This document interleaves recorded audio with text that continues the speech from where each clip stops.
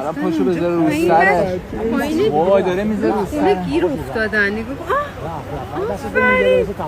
اوه کشوندنش بالا. این خانومه مونده.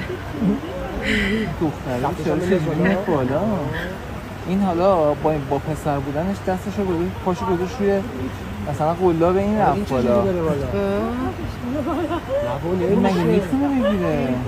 پسرها باید بیان پایین. جالب. بعد اول دختره رو میداد بالا. اول اولویت با دختره بود. حالا ببین چی میشه چه شرمه.